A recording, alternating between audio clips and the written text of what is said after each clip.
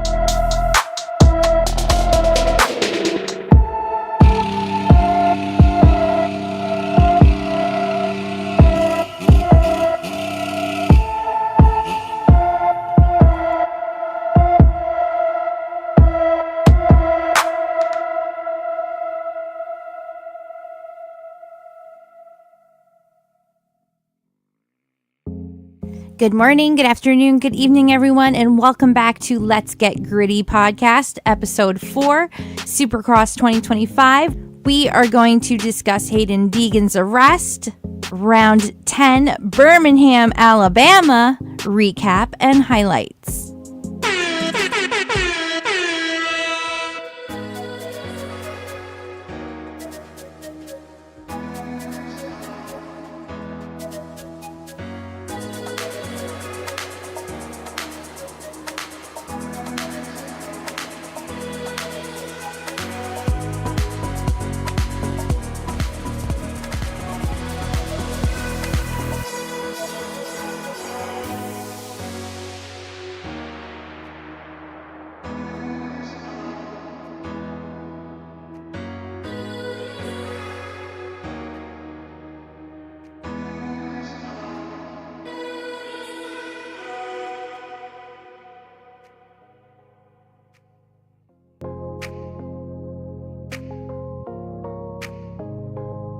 Monster Energy Supercross recently had its 2-week break and came back with round 10 at Protective Stadium in Birmingham, Alabama, with some unexpected twists and turns. Starting off with qualifying, unfortunately Saturday morning during sessions, Max Anstey, who had been pretty solid this season, got injured and is officially out of the running as he is now recovering from a broken fibula, just like Eli Tomac. Totally sucks to see this happen to Max, especially right now when he's been doing so well. At the same time, we had breaking news that Haiden Deegan had been arrested Friday night and was released early Saturday morning in Walton County, Florida. If you want to know more details than what we do discuss today, check out my recent video regarding that whole situation. I will link it down below. We also discussed how he has capitalized on his arrest by making merch with his mugshot.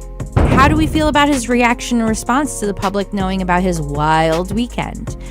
I mean, I think he is just being a young kid with a nice car, not even just a rich kid with a nice car.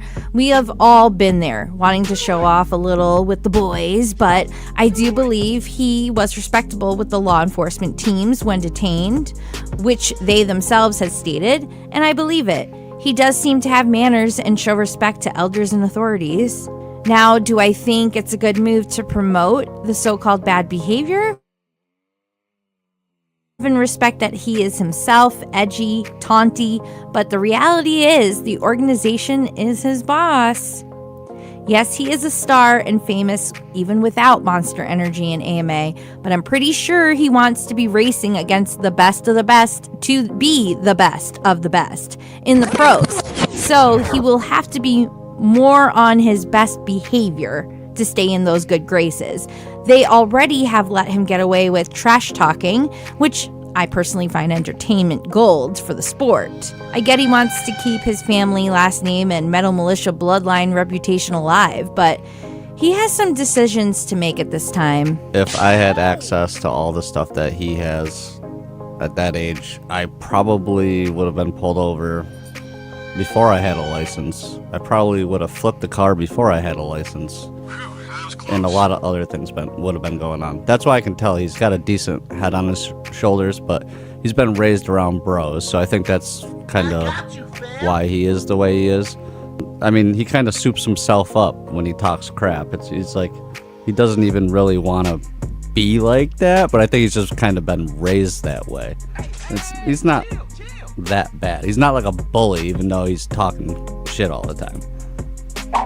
250 Triple Crown Race 1. We saw RJ Hampshire take the whole shot, and during a very bright, sunny first turn, we witnessed Seth Hammaker take a flop, which caused a bit of a pileup in a bad spot.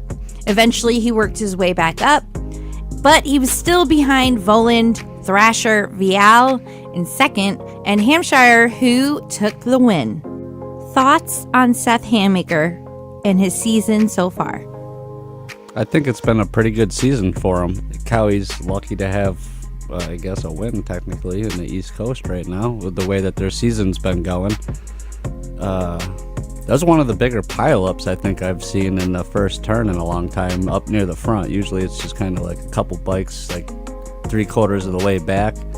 That was like in the front, 3 or something like that? It took a lot of bikes, or slowed a lot of bikes down for sure. But he is starting to ride pretty dang good, so I wouldn't be surprised if he does get another win. Good for RJ getting another win.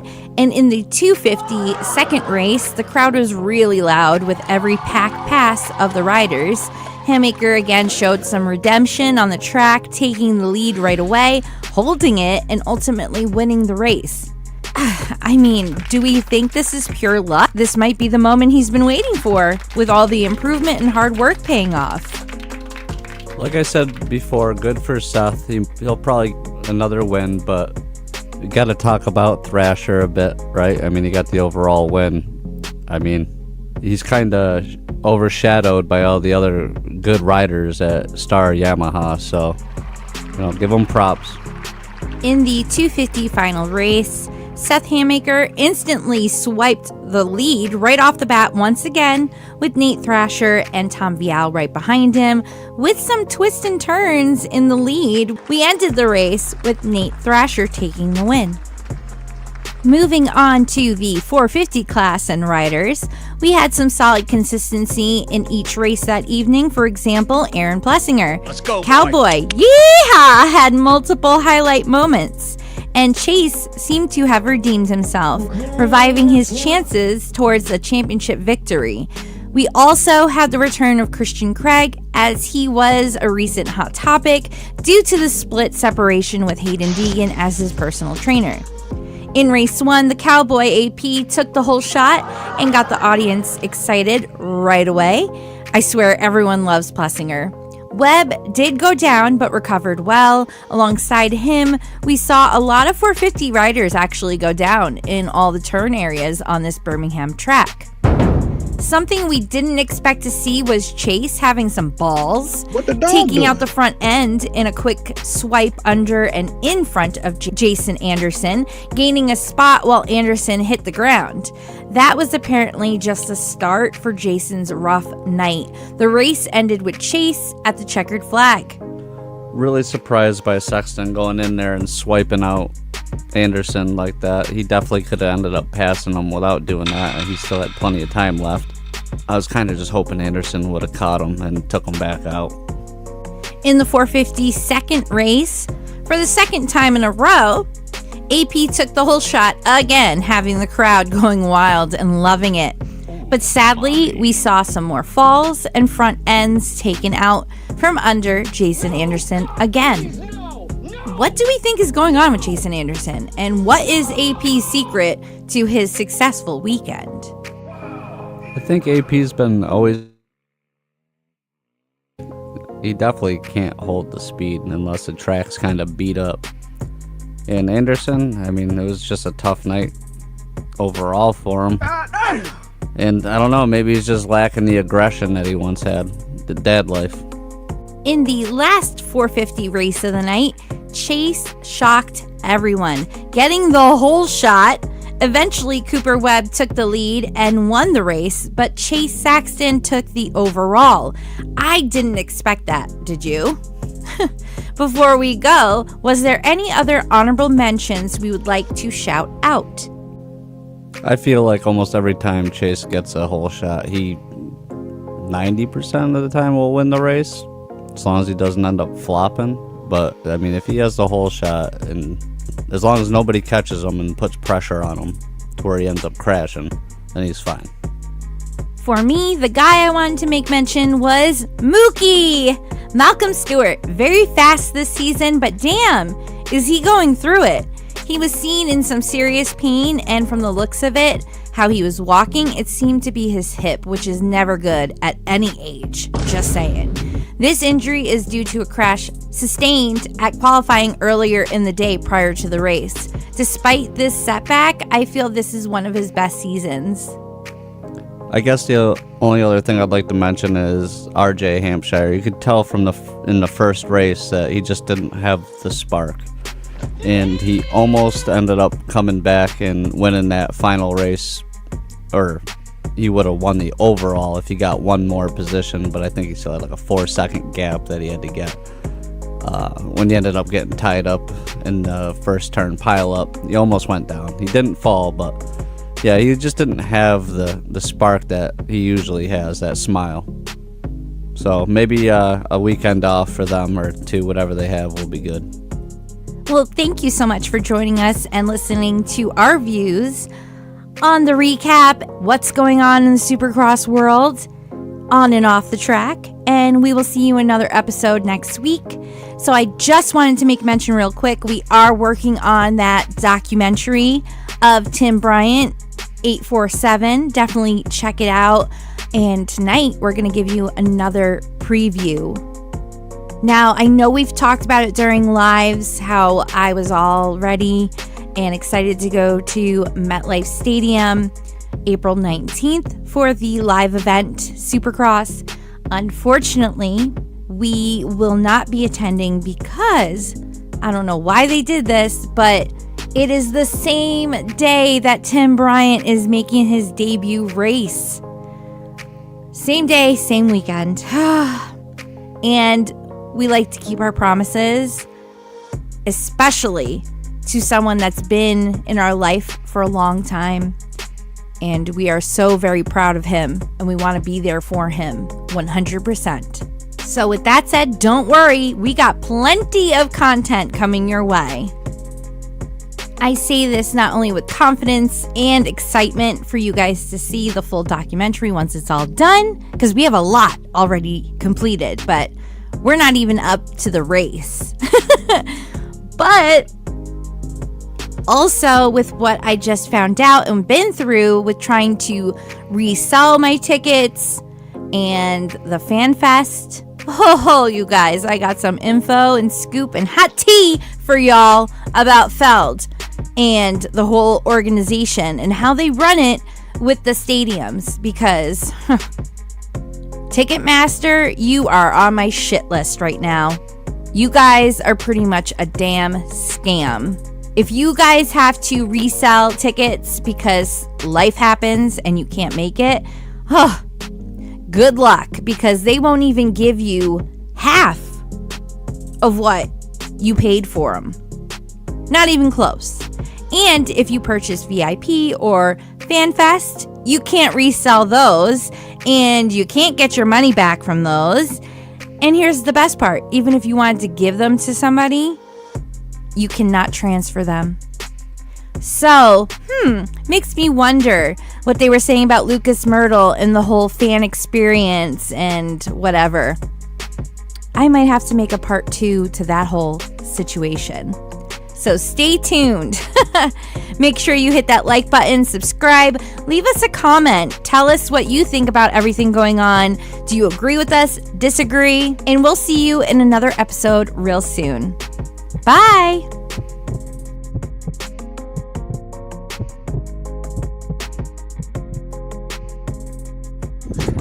All ready to go.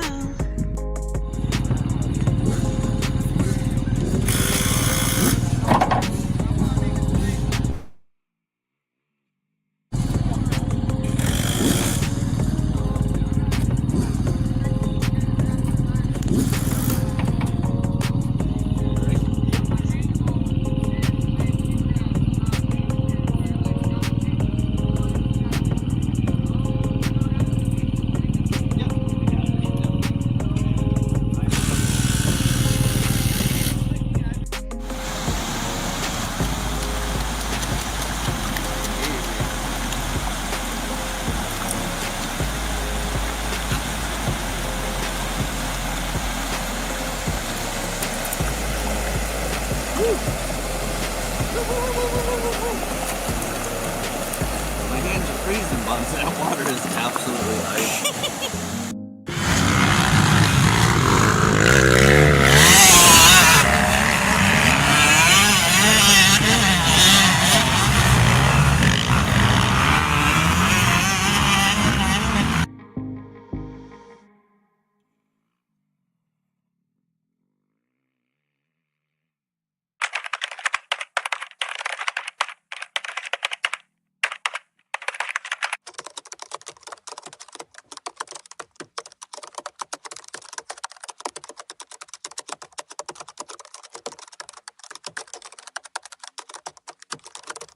Hey everyone, we got some updates on Max Anstey and Jordan Smith. And hopefully I'll see you back here tomorrow for Supercross Saturday in Seattle.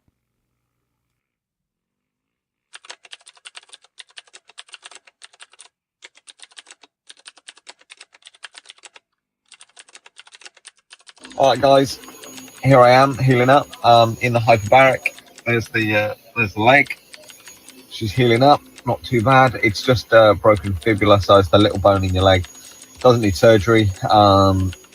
This is oxygen, by the way. I'm not gaming in here. So yeah, it's the name of the game. It's what we do. It happens. Obviously had a good run going there for the first few races, and first 2 rounds were awesome. Obviously then took the wind out myself a little bit in Daytona when I crashed on press day, and salvaged what I could for there in Indy, and felt like I was back on track for Birmingham until I was this close from making that quad on the left side of the face. I did it the lap before, but was trying to set up the turn at the end and just hit a little softer spot up the face there, and that was all she wrote. I mean, I actually thought I was going to get away with it when I was in the air, even after that, after I cased it. I was like, land. So just like Eli Tomac, he had a broken fibula, but everybody's body handles injury and recovery differently. And hopefully we'll see him again soon. But also, in other injury and rider news, we have an update on Jordan Smith, who announced he will be returning from his injury this weekend in Seattle. "We are back," he said. "Been working hard to get healed and back to the race shape in the past 4 weeks. Thanks to all the doctors that had a part in helping me get back on the track. We're happy to see it." He was having a great season until, unfortunately, getting hurt. And that was not a pretty sight to see.